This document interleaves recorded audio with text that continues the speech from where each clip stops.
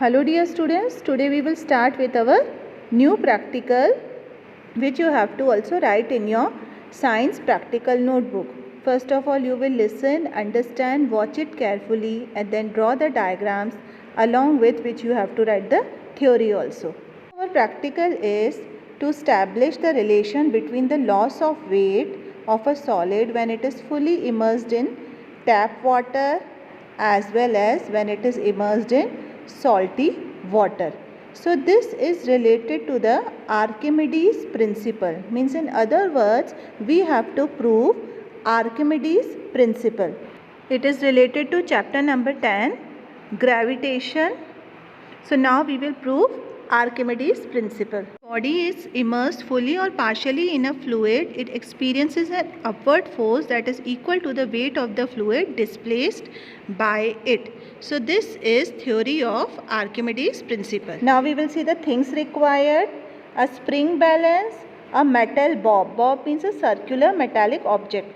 Cotton thread, overflow can, which you will see the image in the practical now, glass beaker, tap water, salty water and an iron stand on which we will hang the bob.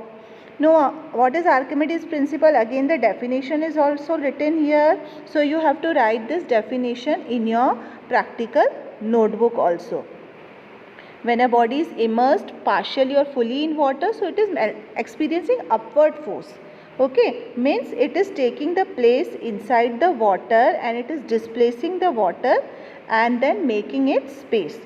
So now here are the things, objects which we had already written in the practical notebook. You can see the overflow can, then you can see the metallic stand which is holding the spring balance. Then you can see a beaker in which the water is coming out through an overflow can. So these are the material required. So spring balance is attached to the metallic stand and then you can see the metallic round bob. Okay, the metallic structure which is in the shape of ball, it is immersed in an overflow can which is filled with water.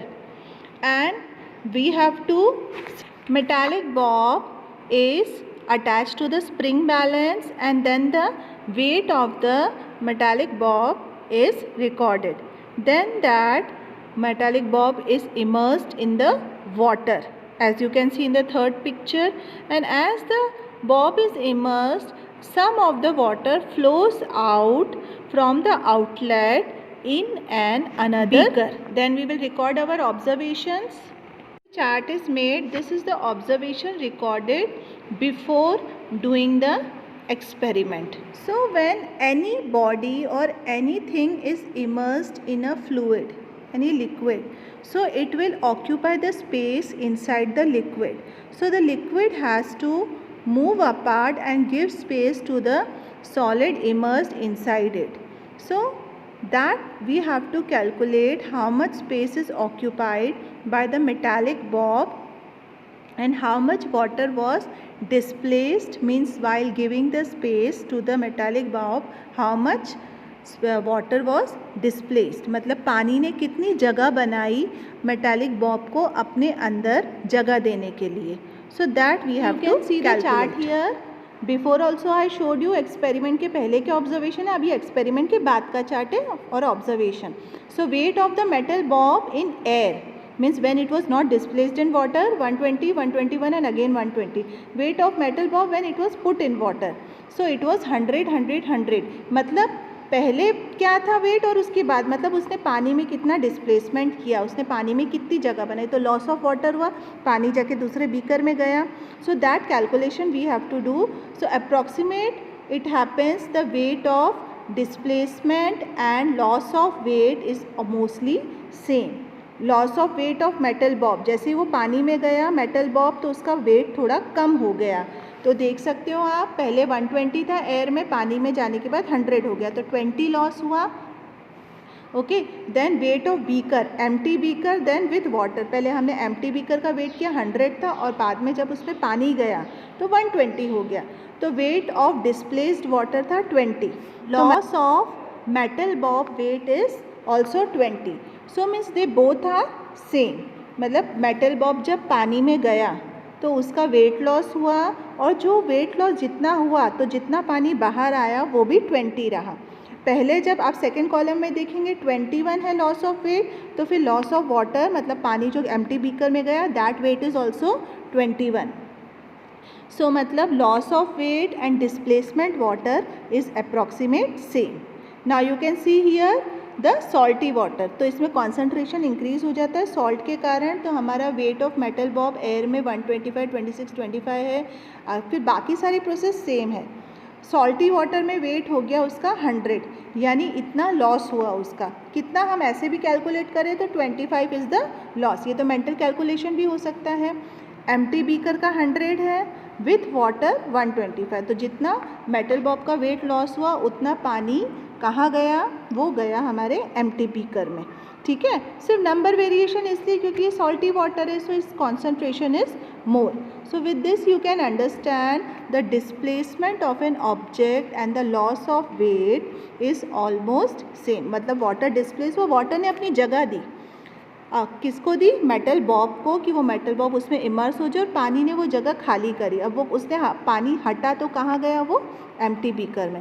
So this is the way calculation is done. So all these things, calculations you have to write in your practical notebook with neat and clean handwriting and make the table also properly.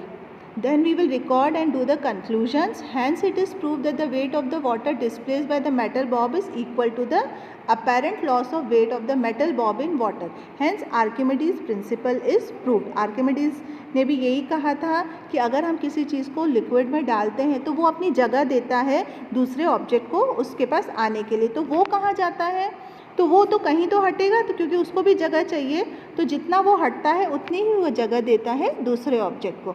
The weight of water displaced by given solid when immersed fully in strong salty water is more than the weight of water displaced when fully immersed in tap water. तो हमारे पास salty water और tap water दोनों की calculations आ गई। Precautions क्या लेने हैं, we have to see the spring balance, zero error होना चाहिए।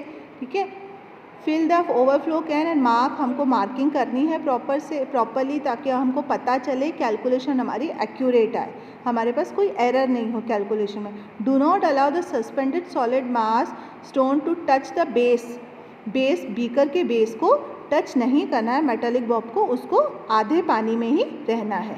अब मैं आपको ये थोड़ा एनिमेटेड फॉर्म में बताऊंगी, verification of Archimedes principle. So you can see here in the video, things required is there. Tap water भी कॉन्सेंट्रेटेड होता है, सॉल्टी वाटर भी कॉन्सेंट्रेटेड होता है। थिंग्स रिक्वायर्ड आ गए, अब ये सब हमने पहले भी डिस्कस किए हैं। All things required, all these things you have to see it properly, understand and then write in your practical notebook। सारे नाम विद स्पेलिंग्स लिखे हुए हैं। हमने यहाँ पे आयरन ब्लॉक ले लो या मेटालिक बॉब ले लो, हमने पहले मेटल बॉब डिस्कस किया, या हम आयरन का भी ले सकते हैं। ये आप देख सकते हैं स्प्रिंग बैलेंस दिखाया जा रहा है, मेजरमेंट है। अब इसको हम इसमें पानी में डालेंगे and we will put the beaker aside, we will record the observation. ये एम्प्टी बीकर का कैलकुलेशन है एंड हमने मेटल जो ब्लॉक है उसका भी ले लिया। Then we put in water, you see हमको बेस में टच नहीं करना है ब्लॉक को। अब थोड़ा सा पानी बीकर में बाहर आ गया। So we will calculate, you can see in the weighing machine the water is there and the calculation you can see here 210, मतलब पहले एम्प्टी बीकर का and then beaker with water, ये हमारा 750 ग्राम हो गया, मतलब वेट रिड्यूस हो गया हमारे ब्लॉक का।